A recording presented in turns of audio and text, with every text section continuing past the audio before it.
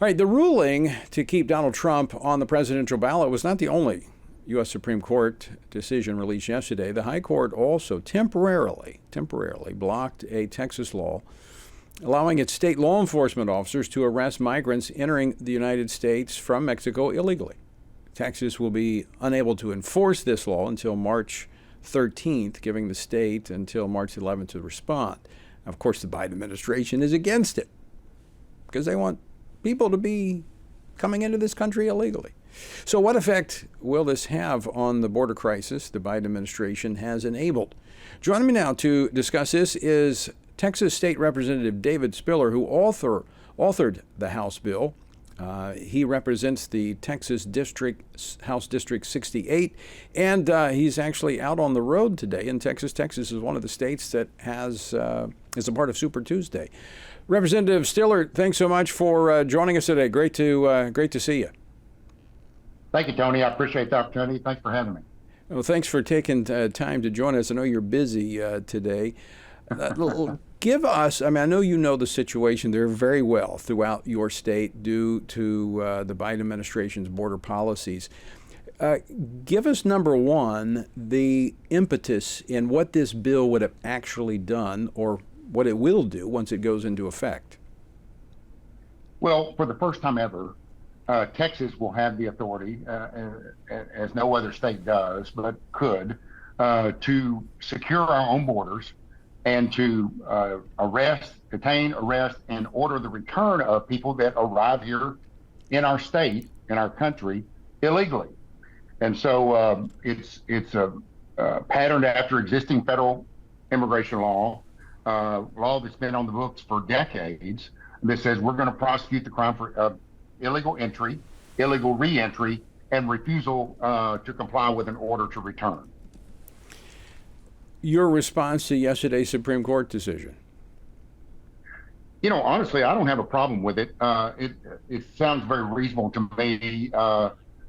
First, the Fifth Circuit ruled and stopped the injunction. They issued a stay against the injunction that the federal district court in Austin, Texas did.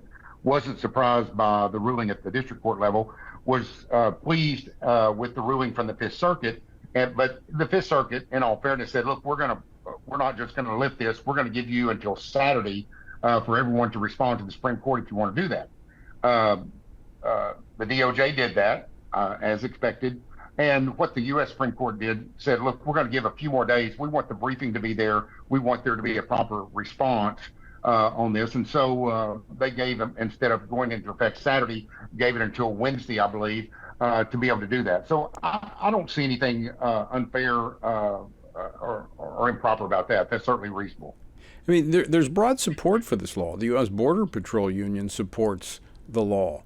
They probably could use the help. Well, I'm sure they could. And through Operation Lone Star, our Governor Abbott has enacted, and we've used DPS, we've used local law enforcement, we've used the Texas National Guard, and we've been working hand in hand with Border Patrol. Border Patrol's hands, to a certain extent, are tied, and they're getting their dictates and their mandates from the Biden administration, who has completely failed and refused, intentionally failed and refused to secure our border and to enforce current immigration law that has been on the book, as I say, for decades. Representative Spiller, Texas would not be able to do this did it not have a strong economy, which is backed up by good policy. Because this is very costly for the state of Texas, what you're doing to secure the border, which is the role of the federal government.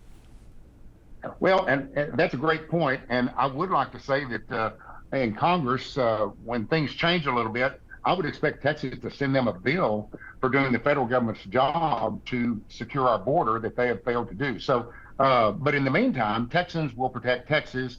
They've stepped up. We've tried to step up and address this problem because it's costly to us regardless.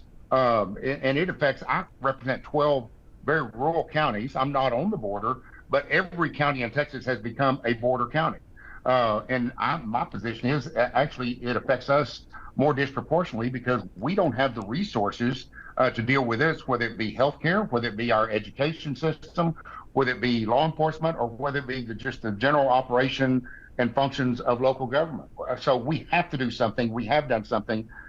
We paid a lot of money for it, and Texans are going to do what we have to do to secure our border. Representative Spiller, are you optimistic that this law will go into effect? I believe that it will, and I'm going to tell you why. I believe that it's constitutional for several reasons. Number one, it's not in conflict with the Arizona U.S. case, 2012 U.S. Supreme Court case based on Senate Bill 1070 out of 2010 law out of Arizona.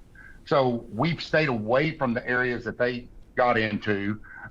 It's also, number two, it's not preempted by existing federal law. Number three, it's not in conflict with existing federal law.